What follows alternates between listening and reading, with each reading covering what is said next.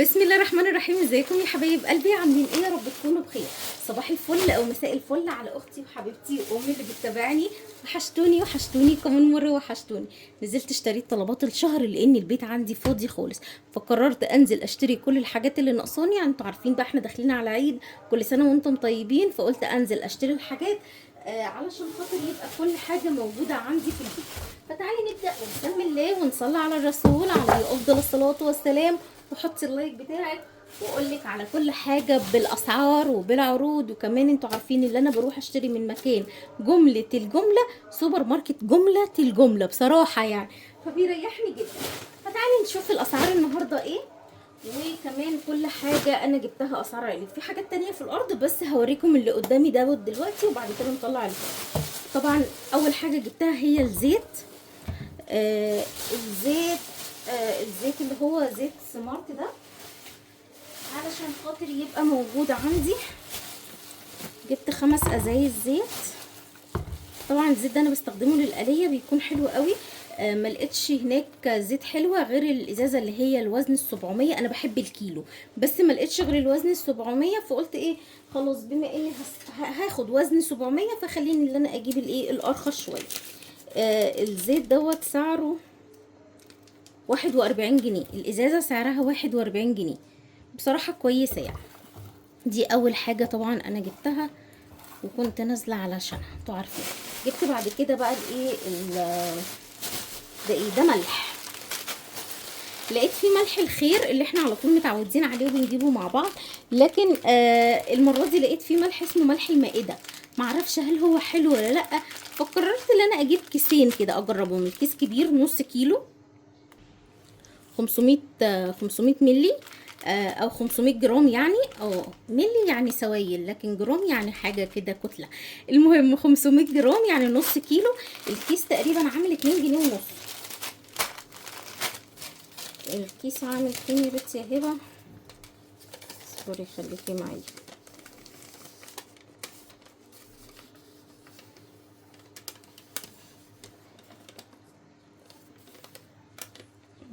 اه 2 جنيه 75 قرش. 2 جنيه 75 قرش. جبت كمان صلصه، والصلصه بقى طبعا انتوا عارفين انا ما اقدرش استغنى عنها خالص. حتى لو القوطه رخيصه بستخدم معلقه واحده على الطماطم اللي انا بكون مفرزاها، فبصراحه بتنفعني قوي. جبت علبتين صلصه من العلبه اللي هي الكبيره دي. العلبه بتقعد معايا حوالي 15 يوم ويمكن اكتر كمان لو انا مش هستخدمها يوميا. انا باخد معلقه واحده بس على الاكله، وطبعا انا بستخدم للاكله بتاعتي صلصه طماطم فريش، بس بحب ان انا احط منها معلقه. هما كاتبين عليها بدون مواد حافظه. مش عارفه بقى بصراحه هي فعلا كلامهم ده صح ولا لا، وخاليه من الالوان الصناعيه ومكسبات الطعم. بس بصراحه دي احلى نوع انا جربته في الصلصه. العبوه ديت 800 جرام، يعني كيلو الا حاجات بسيطه، كيلو الا ربع او كيلو الا ربع وزياده شويه. تعرفين الجرام الألف، فهو بقى ديت 800. الصلصة عاملة 69 جنيه، دي عاملة 69 جنيه، فجبت منها العبوتين دول. جبت كمان رز. الرز اللي انا جبته دوت اول مرة اجربه، ما جربتهوش قبل كده. ما جربتش الرز دوت قبل كده، لكن بصراحة عجبني. يعني حسيت اللي هو ايه، الحباية بتاعته حلوة كده، وسعره كمان كان حلو قوي. عارفين الرز السايد دلوقتي رخيص، غالي اسفة. فدوت لما لقيته الحباية بتاعته، بصي اللي هي الحباية العريضة مش الرفيعة، ومش مكسر. يعني حسيت اللي هو مفهوش نسبة كسر كتير. ده سعر مكتوب عليه 31 جنيه، بس هو لا مش ب31. استني هشوف لك سعره كام في الفاتورة. تقريبا 25. انا شفته مكتوب هنا 25 جنيه. فجبت برضو 5 اكياس عشان خاطر يقضوني ايه على حسب استخدامي. رز ب25 جنيه. 25 جنيه و90 قرش، يعني يعتبر 26 جنيه.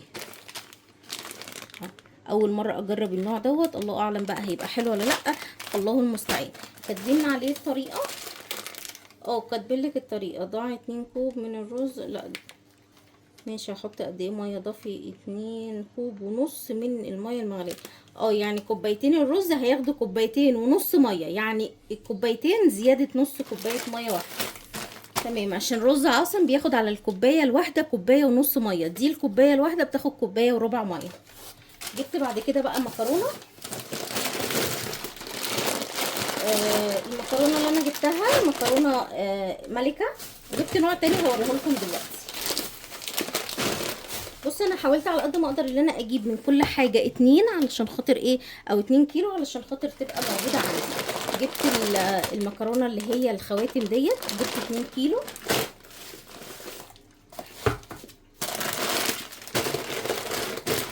كيلو مكرونه خواتم.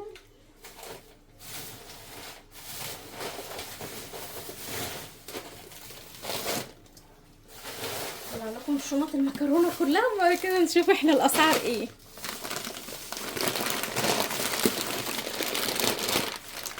ده النوع التاني اللي انا جبته.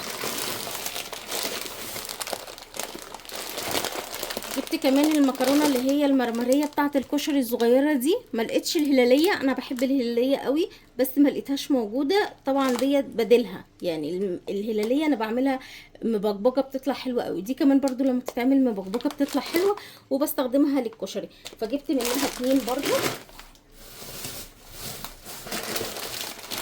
اهو انا جايبه مكرونه تانية سباكيتي مش عارفه فين، ماشي هنلاقيها دلوقتي. المهم المكرونه الملكه كانت موجوده كل الانواع ما عدا الهلاليه وما عدا كمان اللي هي الخواتم، اللي هي مش الخواتم، اللي هي الفرن، احنا بنقول عليها فرن، هي فرن او الاقلام. بس بصراحه ما لقيتش بقى هناك اي نوع مكرونه اقلام غير اللي هي اهل القمه دي. انا مش عارفه بقى هل هي حلوه وحشه، حد جربها قبل كده يقول لي، مش عارفه، فقلت خليني ان انا ايه اجربها. جبت كيسين عشان طبعا انا بستخدم مكرونه اللي هي الفرن دي للصلصه وبدخلها الفرن. المكرونه اللي هي الملكة عاملة 31 جنيه ونص الكيلو، وزن الكيلو عامل 31 جنيه. اما المكرونة بقى اللي هي اهل القمة دي عاملة 25 جنيه الا حاجات بسيطة. تمام، 24 جنيه و90 قرش، بس عاملة 25 جنيه كده يعتبر. جبت منها 2. هناك كان في انواع كتير بس للاسف كل الانواع اللي موجودة مفيش غير اهل القمة بس هي اللي فيها مكرونة فرن، فعشان كده جبتها لان طبعا انا محتاجاها.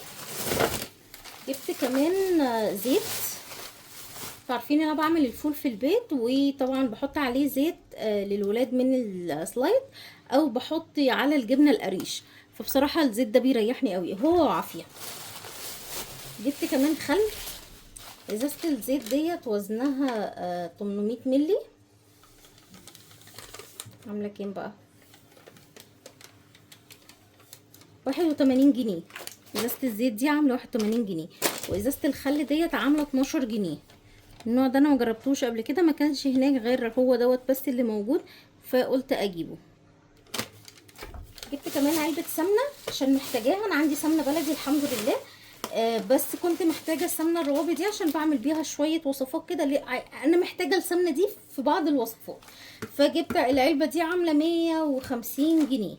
معرفش بقى هل هو دوت تمنها ولا لا، انا بقالي كتير قوي مشتريتش سمنه روابي، فمش عارفه هل هو ده سعرها ولا لا. 150 جنيه علبة سمنة روابي. كان هناك في بقى اللي هي بالقشطة، بس اللي بالقشطة دي انا ما جربتهاش ولا مرة، فاللي جربها يقول لي في الكومنتات لو انتوا جربتوا السمنة اللي بالقشطة ديت روابي بالقشطة هل هي حلوة ولا لا، وينفع اعمل بيها الاكل اصلا ولا لا.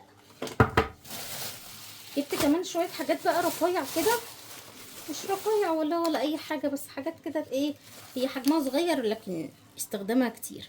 جبت صلصة. الصلصة ديت الوزن 285 صافي ب37 جنيه، اللي هو الكاتشب، اسفه مش صلصه، كاتشب. انا بعمله في البيت بصراحه بيطلع حلو قوي، بس انا محتاجاه بكره فانا مش هلحق اعمل لاني مش عندي طماطم، فقلت خليني ان انا اجيب عبوه كده تبقى موجوده عندي. جبت بقى شويه الحاجات الحلوين دول، فتعالي ايه نفتحهم كده مع بعض ونشوف. جبت كيسين خميره. عارفه اللي هلاقي ناس دلوقتي تقول لي هبه طب ما تجيبي الكيس الربع كيلو على بعضه ب 25 جنيه او ب 30 جنيه لان كتب لي الكومنت دوت. لكن للاسف انا مش المكان اللي انا رحته ما فيهوش الكيس الكبير، فيه الاكياس الصغيره، فانا محتاجه خميره. فلسه عبال ما اروح للعطار عشان اشتري الخميره فيها يومين 3، فقلت ابقى امشي حالي بالكيسين دول كده عقبال ما ايه اشتري. الكيس دوت عامل 5 جنيه تقريبا. دريم هي دريم، عامل 2 جنيه وربع، لا 4 جنيه ونص، 4 جنيه ونص. تمام. جبت كمان بيكنج باودر اللي هو كوكس ده، لا تاج الملوك. جبت 6 بواكي اهو او 6 اظرف. ال6 دول عاملين الكيس عامل 4 جنيه ونص، لا كيس عامل 2 جنيه و90 قرش يعني 3 جنيه. جبت 6. وجبت كمان 6 فانيليا. انا عندي فانيليا بس حبيت ان انا اجود كده بالمره يعني، فجبت برضو فانيليا. الكيس عامل 90 قرش. نيجي بقى للدقيق. الدقيق اللي اهم حاجه في البيت كله، ها واخدين بالكم منكم. دي بقى شغال معانا بقى فطاير، عيش، كيكه، مخبوزات. وطبعا ده حبيبي حبيبي حبيبي حبيبي، ده العشق كله اللي ما اقدرش استغنى عنه خالص، عم الزعيم. جبت قد ايه؟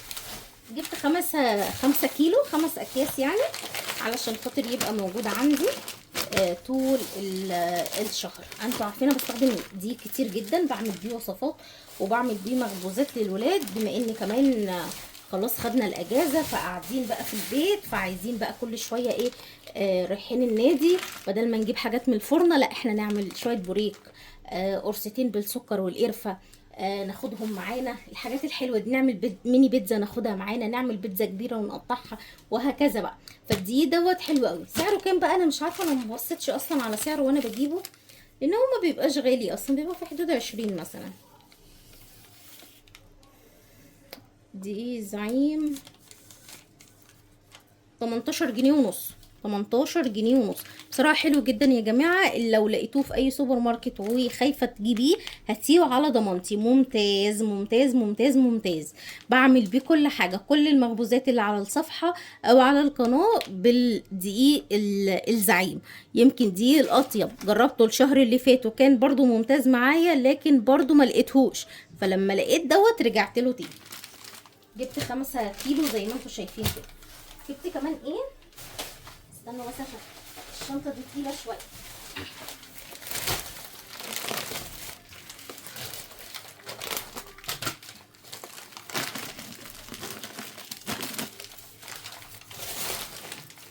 اللهم صل على النبي عليه افضل الصلاه والسلام. سكر المزاج ما كانش موجود هناك غير هو السكر دوت. انا بحب اللي هو بهيه وبحب اللي هو احلى مذاق، لكن المزاج ده هو اللي كان موجود. عفوا. فالسكر ده سعره كام بقى؟ اصبري خليكي معايا. ب 32 جنيه ونص. ده سعره 32 جنيه ونص، بس الحبايه بتاعته بيضه اهي وكويسه يعني، جربته قبل كده كان كويس. فجبت برضو منه 5 كيلو علشان خاطر يقضوني الشهر كله. في شنطه تانية فيها 2 كيلو. بصوا بقى بقيه المكرونه اهي. جبت لسان عصفور كيسين، مفيش لسان عصفور الكيس الكبير، فجبت كيسين اللي هم الصغيرين دول. الكيس بيبقى 400 جرام، 400 جرام. في كام بقى الكيس دوت؟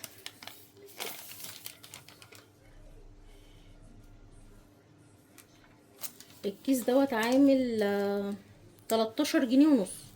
كيس لسان عصفور ده عامل 13 جنيه ونص اللي هو الملكة.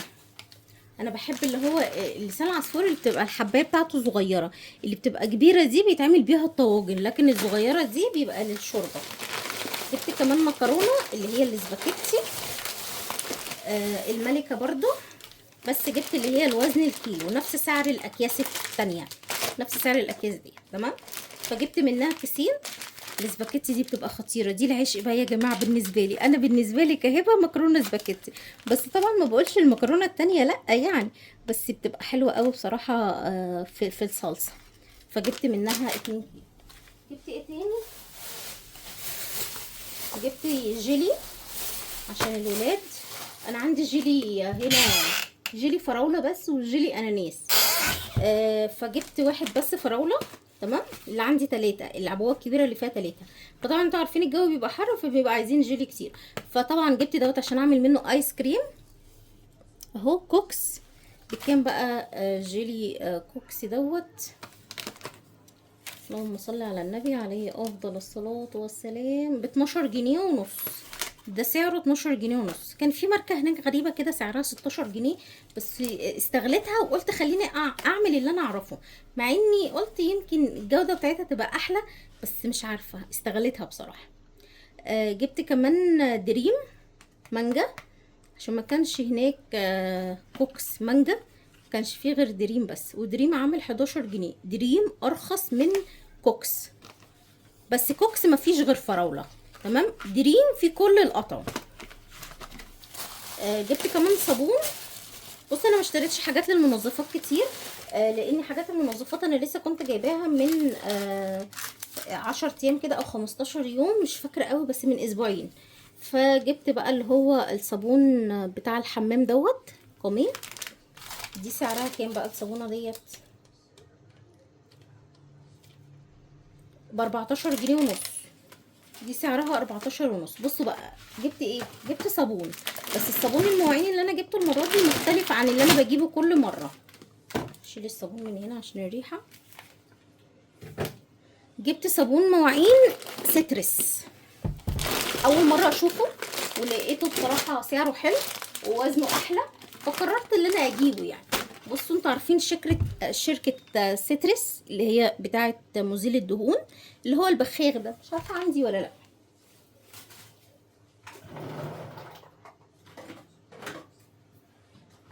لا مش عندي، خلصت ورميتها. المهم اكيد انتوا عارفينها، هي بنفس الشكل ده، اللوجو دوت كده سيترس، اللي بنبخه على البوتاجاز بيبقى فوم. فبصراحه انا كنت رايحه مديت ايديا وبالفعل خدت فيبه وحطيتها في العربيه، لكن لما لقيت سيترس ده سعره حلو وكمان 4 كيلو، رجعت التاني وجبت ده. ده سعره 72 جنيه 4 كيلو، التاني كان 69 جنيه و3 كيلو، ففرق كام؟ فرق حوالي ما كملناش 5 جنيه، بس هيديني كيلو زيادة. وبيني وبينك انا بحب اجرب. عارفين اللي هو ايه؟ شركة جديدة واعرفها فعملت صابون فنجربها فيها ايه يعني، فقررت اللي انا ايه اجربها.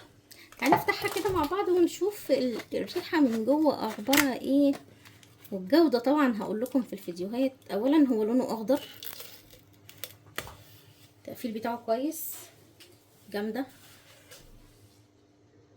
خطير يا جماعة، ريحته حلوة قوي، ريحته حلوة الله، بس حاساه خفيف، مش عارفة ليه، مش عارفة. استنوا كده، نحط شوية هنا كده ونجرب. حاساه خفيف، بصوا كده، مش عارفة ضحك عليا ولا ايه. ده كده لونه، يمكن الكاميرا ظلماه شوية، لكن هو اخضر غامق شوية عن كده. بس حاساه خفيف. الجودة طبعا هي بقى اللي هتثبت لنا سواء حلو ولا لا. ده سعره زي ما قلتلك، بس الوزن بتاعه 4 كيلو.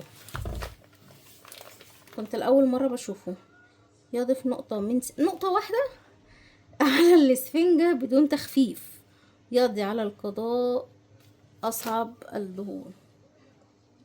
نقطة واحدة، بيقولك نقطة واحدة، ما نشوف النقطة واحدة ديت هتعمل ايه. المهم دي بقى المشتريات اللي انا جبتها. ما تنسيش تحطي اللايك بتاعك، وكل شهر وانتم طيبين وبألف خير، وطبعا كل سنة وانتم طيبين بمناسبة العيد الكبير ويوم عرفات. خلاص فاضل ايام بسيطة وندخل على يوم عرفات، فما تنسينيش في الدعاء بالله عليكي، ولك المثل. امين يا رب العالمين. بحبكم جدا، شكرا جدا ليكم على كلامكم الجميل اللي انتوا بتكتبوا لي، ربنا يديمكم نعمه في حياتي، امين يا رب العالمين. ما تنسونيش في اللايك الحلو بتاعكم والكومنت اللي زي العسل. بحبكم جدا والسلام عليكم.